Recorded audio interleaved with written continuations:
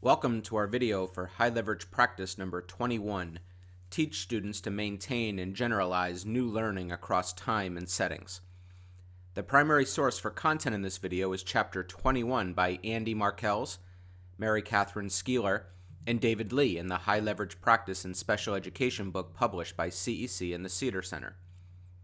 There are 22 high leverage practices for special education spread across 4 domains. HLP number 21, Teaching Students to Maintain and Generalize New Learning Across Time and Settings, falls under the instruction domain. This video is organized into 2 parts.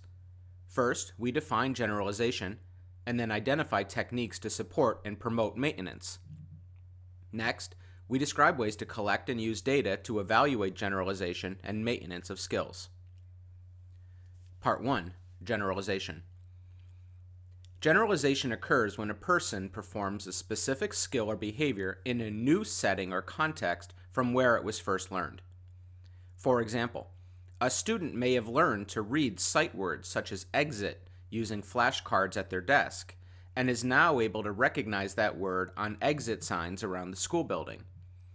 Another example would be using the RAP paraphrasing strategy in language arts and then in history class. Many students learn to generalize on their own. However, many do not. It is for those students who do not that HLP number 21 is necessary. Specifically, HLP 21 is important for students with disabilities. This is because the population of students have unique and often intensive needs in academic, home, and social situations. Many of the skills learned in school or home do not automatically transfer to these other settings, and as a result, teachers and families must collaborate to make needed improvements.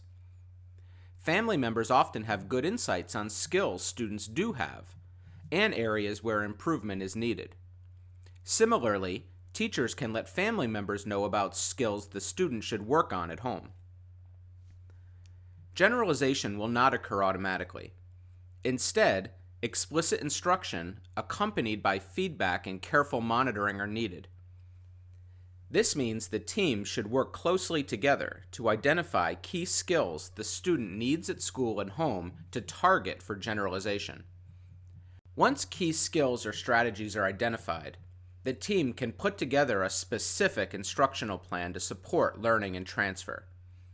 To do so requires teachers utilize waves of HLPs, including the 3 collaboration HLPs, the 3 assessment HLPs, and various instruction HLPs. This includes HLP number 11 on setting long and short-term learning goals. Specific goals should be set for students around generalization of key practices. The team should have a specific assessment plan to evaluate the extent to which students are successfully learning and implementing new skills, strategies, and behaviors. We elaborate in part 2 of this video. Maintenance can also be promoted through overlearning, or the repeated practice after an objective has been reached. For instance, once a student has learned and mastered a skill or behavior, the teacher can provide them with review opportunities to respond periodically to ensure that they maintain the knowledge and skill. Similar to the phrase, if you don't use it, you lose it, it's important that all students have opportunities to maintain critical skills over time. Overall, maintenance is crucial to the generalization of skills because it ensures behavior change persists over time. In summary for Part 1, generalization of skills and strategies is critical for all students, but especially those with disabilities. Without explicit attention paid to generalization of key skills and behaviors, some students may not successfully realize some things they already know how to do could be useful in other spaces. Therefore, it's on teachers and the family of the student to recognize critical skills that they do need to use in various spaces, and then put in an instructional plan in place to help implement, generalize, and then maintain over time.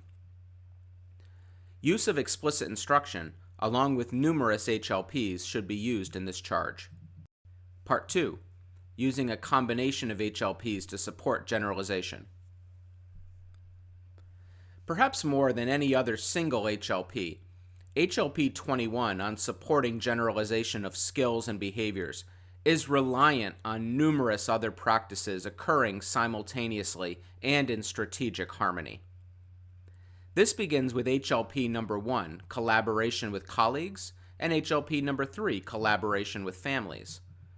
To promote generalization of key skills takes numerous professionals and committed parties not only speaking regularly with respect to one another, but also using their common commitment to identify key areas of need. The key for both of these HLPs out of the collaboration domain is mutual respect, listening skills, open lines of communication, and having a thorough and shared understanding of what the student needs. When collaboration is at the forefront of efforts to promote generalization, it increases the likelihood for consistency across environments. For instance, if a student has learned greetings as part of their social skills instruction, HLP number 9, the special education teacher can collaborate with family members to plan continued practice of that skill at home and in the community. Similarly, other teachers can help embed practice opportunities across school settings. For example, if the general education teacher sees the student in the hallway, they can approach the student and engage in a greeting exchange that's being worked on for maintenance. The collaborative team should also heavily rely on data to make decisions. HLP number 4 is all about using a range of data sources to inform decisions, and HLP 6 is about using that data to make good decisions. High leverage practice number 5 is for special educators to use their specialized knowledge of assessment data to clearly communicate with peers and families. In all cases, use of data is essential and relates to HLP 21 because knowing which skills and behaviors the student needs to master across various settings is essential for their ongoing academic and functional success. In addition, use of data lets the team know when generalization and maintenance are successfully occurring, which should be linked to the instructional practices being used. Numerous instruction HLPs are also needed to ensure generalization and maintenance. First, high leverage practice number 11, identify long and short-term learning goals, should be used.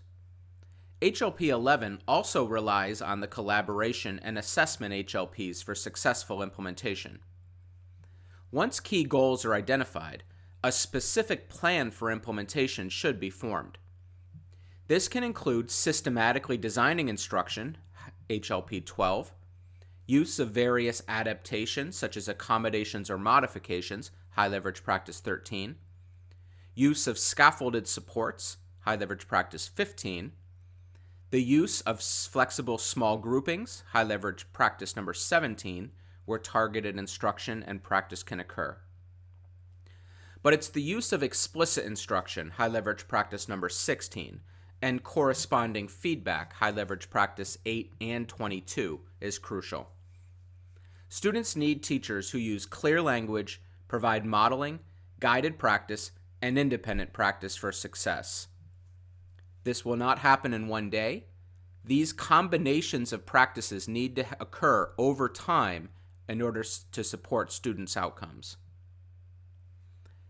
In summary, to support a student's generalization takes a huge collaborative effort from teachers, staff, and family members. From deciding which skills or behaviors to emphasize, to providing explicit instruction to ensure success, this can be a slow and frustrating process. For some students, success with generalization is elusive, but that should not stop teams from making their best effort regardless. When it comes to functional life skills or key academic skills, Providing support and instruction to promote generalization is always worth it.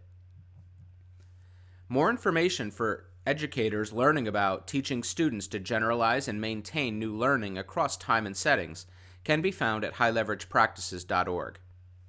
Thanks for watching, and please look for other videos in this series on high leverage practices for students with disabilities.